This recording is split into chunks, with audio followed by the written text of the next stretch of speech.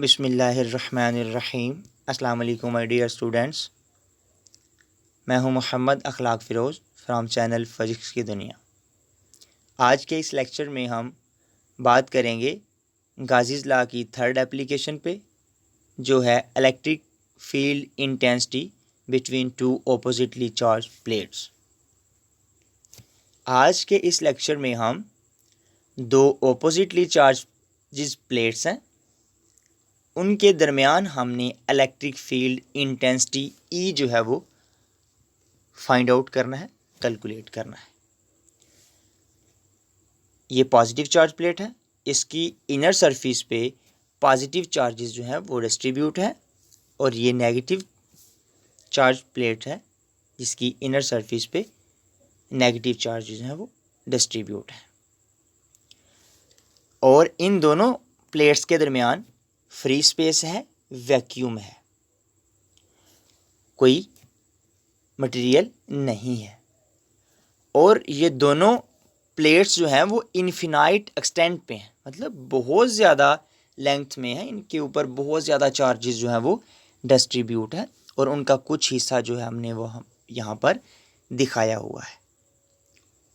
और ये closely spaced हैं, इनके दरमियान फासला बहुत कम है, और वैक्यूम है। और उस वैक्यूम की जगह पे हमने इलेक्ट्रिक फील्ड इंटेंसिटी जो है वो फाइंड आउट करनी है। और अकॉर्डिंग टू माइकल फैराडे हमें ये भी पता है कि इलेक्ट्रिक फील्ड लाइन जो है वो ओरिजिनेट्स होती हैं पॉजिटिव चार्ज से। तो यहाँ पर फिर जो इलेक्ट्रिक फील्ड लाइंस ओरिजिनेट होंगी वो inner surface of positive plates की इनर सरफेस से निकलेंगी और नेगेटिव प्लेट में इंटर होंगी। और जो चार्जेस हैं वो प्लेट्स की सरफेस के ऊपर डिस्ट्रीब्यूट किए गए हैं, जिसकी वजह से जो डेंसिटी आएगी वो कहलाएगी सरफेस चार्ज डेंसिटी, और उसको हम सिग्मा से डिनोट करेंगे, और उसको डिफाइन करेंगे चार्ज पर यूनिट एरिया। यहाँ पर ये जो चार्ज क्यू है वो टोटल प्लेट्स का जो चार्ज है उसको हमने क्यू से डिनोट किया हुआ है, और ए जो है वो इस प्लेट का भी एरिया होगा और इस प्लेट का भी एरिया होगा। और उसके बाद यहाँ पर हमने एक और चीज़ कंसीडर की है, हॉलो ब्लॉक्स। एक खोखला बॉक्स हमने लेट किया हुआ है जिसको नाम दिया हमने गॉसियन सरफेस का, कि फ़र्ज़ कर लें एक गॉसियन सरफेस है in the form of hollow box, कि जिसकी जो टॉप साइड है, ये वाली साइड जो है वो अपर मेटल प्लेट्स के अंदर है, और जो नीचे वाली साइड है वो उन दोनों प्लेट्स की दरमियान है, मतलब स्पेस वाली जगह पे है जहाँ पर वैक्यूम है। ये वाली साइड जो है as shown in the figure. अब यहाँ पर अगर आप देखें तो गॉसियन सरफेस की चार साइड्स बन रही हैं। एक ये साइड, इसको हम साइड 1 का नाम दे देते हैं। एक ये साइड, इसको हम साइड 2 का नाम दे देते हैं। और एक ये साइड, इसको हम साइड 3 का नाम दे देते हैं। और एक ये साइड, इसको हम साइड 4 का नाम दे देते हैं। अब हम क्या करेंगे कि इन 4 साइड्स का बारी बारी इलेक्ट्रिक फ्लक्स कैलकुलेट करेंगे, लेकिन हम तो इलेक्ट्रिक फील्ड इंटेंसिटी कैलकुलेट करना चाह रहे हैं, तो फिर हम फ्लक्स क्यों मालूम करेंगे। हम क्या करेंगे, बेसिकली तो हमने इलेक्ट्रिक फील्ड इंटेंसिटी ई ही कैलकुलेट करना है, लेकिन यहाँ पर हम फ्लक्स कैलकुलेट कर लेंगे, जो कि हमें पता है फ्लक्स बराबर होता है इलेक्ट्रिक फील्ड इंटेंसिटी और वेक्टर एरिया के डॉट प्रोडक्ट के। यहाँ पर हम ये फार्मूला लगा के इन तमाम साइड्स का इलेक्ट्रिक फ्लक्स बारी बारी कैलकुलेट करेंगे। देन हम तमाम जो इलेक्ट्रिक फ्लक्स आएगा इन 4 फेसेस का, 4 साइड्स का, उसको हम ऐड करेंगे तो टोटल फ्लक्स आ जाएगा हमारे पास। और उसके बाद फिर हम गाजीज़ लॉ अप्लाई करेंगे जो है 1/ε0 मल्टीप्लाई टोटल चार्ज। तो ये दोनों इक्वेशंस हम अप्लाई करके तो यहाँ से इलेक्ट्रिक फील्ड इंटेंसिटी जो ई है वो कैलकुलेट कर लेंगे। तो फिर हमें पहले क्या चाहिए होगा, इलेक्ट्रिक फ्लक्स। तो टोटल इलेक्ट्रिक फ्लक्स कैलकुलेट करने के लिए हम इन 4 साइड्स का बारी बारी जो है वो फ्लक्स कैलकुलेट करेंगे।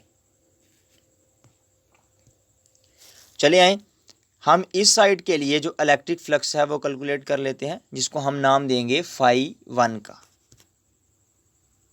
यहाँ पर आप एक और बात भी देखते चलें कि अगर हम इस साइड का इलेक्ट्रिक फ्लक्स कैलकुलेट करना चाहें तो उसको हम φ1 का नाम देंगे, क्योंकि हमने इस साइड को 1 कहा है। तो इस साइड का जो वेक्टर एरिया होगा वो इस डायरेक्शन में होगा, मतलब इसका ए जो है वो इस डायरेक्शन में होगा। और इलेक्ट्रिक फील्ड लाइंस की डायरेक्शन क्या है, वो इस डायरेक्शन में है। तो इससे ये ज़ाहिर हुआ ए और ई के दरमियान जो एंगल है वो 90 डिग्री है। कौन सा एंगल होगा, 90 डिग्री है। और सिमिलरली अगर आप फेज 2 की बात करें तो इसका जो वेक्टर एरिया है वो इस डायरेक्शन में होगा, और यहाँ पर भी जो इलेक्ट्रिक फील्ड लाइंस हैं वो इस डायरेक्शन में है। तो इधर भी जो एंगल है वेक्टर एरिया ए और इलेक्ट्रिक फील्ड लाइंस ई के दरमियान वो 90 का होगा। तो इन दोनों साइड्स के लिए फेस 1 और फेस 2 के लिए जो एंगल है वो 90 डिग्री होगा। Therefore, the left and right sides of the Gaussian box, the electric lines of force are perpendicular to the vector area A। कि अगर हम लेफ़्ट साइड और राइट साइड की बात करें, इस वाली साइड की लेफ़्ट और राइट साइड की बात करें, तो जो इलेक्ट्रिक फील्ड लाइंस हैं वो वेक्टर एरिया ए के परपेंडिकुलर है, मतलब 90 के एंगल पे हैं। तो so according to the definition of electric flux की डेफिनेशन के मुताबिक अगर हम बात करें, for left side of Gaussian box की लेफ़्ट साइड पे अगर हम इलेक्ट्रिक फ्लक्स की डेफिनेशन अप्लाई करें तो φ1 is equal to E dot A. E यहाँ पर इलेक्ट्रिक फील्ड इंटेंसिटी है और ए जो है वो वेक्टर एरिया ए है। डॉट ख़त्म करेंगे तो cos थीटा आएगा। φ1 is equal to E magnitude A magnitude cos theta. तो थीटा यहाँ पर 90 डिग्री है। क्यों? क्योंकि इलेक्ट्रिक फील्ड ई जो है वो और वेक्टर एरिया परपेंडिकुलर है, मतलब 90 के एंगल पे है। तो थीटा की जगह 90 आ जाएगा, तो यहाँ पर cos 90 आ जाएगा। cos 90 इज इक्वल टू 0 होता है, ये आपने यहाँ पे लिखना है, cos 90 इज इक्वल टू 0। तो cos 90 की जगह 0 आएगा, तो 0 जब e और a के साथ मल्टीप्लाई होगा तो φ1 is equal to 0। Similarly for right side of the Gaussian box की राइट साइड की अगर हम बात करें तो वहाँ पर भी e और a के दरमियान जो एंगल है वो 90 का है, जैसे कि अभी हमने पीछे देखा। तो φ2 is equal to E A cos 90 0 होता है, तो φ2 इज इक्वल टू 0 आ जाएगा। ये दोनों फ्लक्स आ गए फेस 1 और फेस 2 के लिए, जिसको हमने फेस 1 और 2 का नाम दिया था, और लेफ़्ट और साइड का नाम भी आप दे सकते हैं। और अब अगर आप बात करें सेकंड पॉइंट में, उसका जो अपर वाला हिस्सा है, मतलब टॉप पॉइंट है, जिसको हमने थर्ड फेस का नाम दिया था, इस वाली साइड की हम बात कर रहे हैं। तो ये वाला जो हिस्सा है, इसको हमने यहाँ पर जो फ्लक्स होगा उसको हम φ3 का नाम देंगे। तो अगर आप देखें तो also no flux passing through the top, कि जो टॉप वाली साइड है गॉसियन बॉक्स की, वहाँ से कोई भी फ्लक्स पास नहीं कर रहा, क्योंकि इलेक्ट्रिक फील्ड लाइंस वहाँ पे कोई भी नहीं है। तो इलेक्ट्रिक फ्लक्स जो है वो इलेक्ट्रिक फील्ड लाइंस का गुजरना जो है वो इलेक्ट्रिक फ्लक्स होता है। कि मतलब जितनी यूनिट एरिया में से इलेक्ट्रिक फील्ड लाइंस गुजरती हैं उतना उस जगह का इलेक्ट्रिक फ्लक्स होता है। हमने इलेक्ट्रिक फ्लक्स वाले टॉपिक में ये अच्छी तरह से डिस्कस किया था और केसेस भी पढ़े थे। अब अगर आप यहाँ पर देखें, डायग्राम में देखें, तो जो ऊपर वाली साइड है उसमें से कोई भी जो लाइंस हैं, इलेक्ट्रिक फील्ड लाइंस हैं, वो गुजर नहीं रही, तो यहाँ पर इलेक्ट्रिक फ्लक्स जो है वो फिर ज़ीरो होगा। तो also no electric flux will passing through the top because the upper metal plate does not contain any field inside it, कि ऊपर वाली प्लेट के अंदर कोई भी इलेक्ट्रिक फील्ड नहीं है, तो उस इलेक्ट्रिक फील्ड नहीं है तो फ्लक्स भी ज़ीरो होगा। Phi 3 is equal to E dot A, तो ई यहाँ पे ज़ीरो है, ज़ीरो पुट करेंगे तो phi 3 is equal to zero आ जाएगा। अब हमारे पास कौन सी साइड बच गई? हमारे पास ये वाली साइड बचेगी, और इस वाली साइड का हम अगर वेक्टर एरिया देखें तो वो जो आएगा वो इस डायरेक्शन में आएगा। इस वाली साइड का जो वेक्टर एरिया होगा वो इस डायरेक्शन में होगा। और अगर आप गौर करें तो यहाँ पर इलेक्ट्रिक फील्ड लाइन जो है वो भी इसी डायरेक्शन में है, तो फिर हम कह सकते हैं कि ई और ए मतलब इलेक्ट्रिक फील्ड लाइंस और वेक्टर एरिया दोनों आपस में पैरेलल हैं और इनके दरमियान जो एंगल बनेगा वो ज़ीरो होगा। तो इसको हम फ्लक्स 4 का नाम देंगे। So the flux through the Gaussian surface is due to bottom side of the box only. तो कहता है यहाँ पर जो इलेक्ट्रिक फ्लक्स होगा पूरी गॉसियन बॉक्स का, वो सिर्फ नीचे वाली जो साइड है, नीचे वाला जो फेस है, बॉटम साइड है, सिर्फ उसी में से फ्लक्स होगा। बाकी की जो 3 फेसेस हमने लिए हैं, 3 साइड्स लिए हैं, उनके लिए कोई भी फ्लक्स नहीं होगा, जैसा कि हमने पीछे अभी डिस्कस किया है।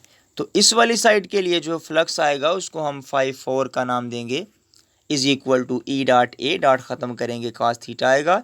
थीटा यहाँ पर ज़ीरो है, क्यों? क्योंकि इलेक्ट्रिक फील्ड इंटेंसिटी ई और ए वेक्टर एरिया दोनों सेम डायरेक्शन में है, उनमें बनने वाला एंगल ज़ीरो है, पैरेलल हैं दोनों, तो थीटा ज़ीरो आएगा। cos 0 1 के बराबर होता है, तो cos 0 की जगह हम यहाँ पे 1 लगा लेंगे।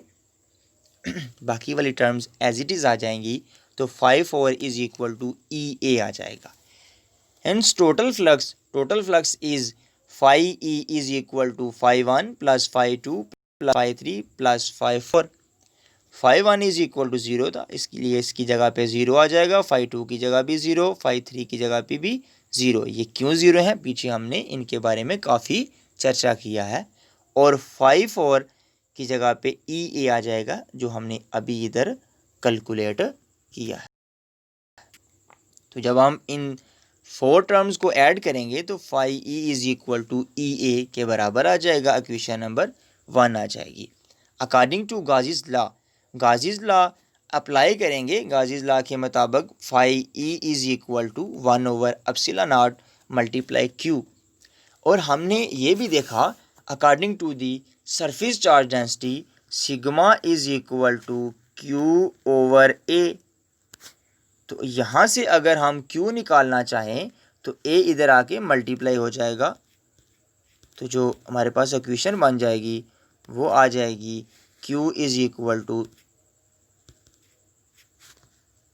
Sigma A. तो as Q is equal to sigma A, Q की जगह पे हम यहाँ पर सिग्मा ए लगा देंगे, तो phi E is equal to 1/ε0 sigma A, equation number 2 आ जाएगी। अब ये वाली जो इक्वेशन है, इक्वेशन नंबर 1 और इक्वेशन नंबर 2 की जो लेफ़्ट साइड्स हैं वो आपस में बराबर हैं। यहाँ पर भी फाई ई है और यहाँ पर भी फाई ई है, तो जो राइट साइड्स हैं वो भी आपस में बराबर होंगी। तो उन दोनों इक्वेशंस को कंपेयर करेंगे तो E A is equal to 1/ε0 sigma A. अगर आप इक्वेशन नंबर 1 पे गौर करें तो वो बराबर आ रही है हमारे पास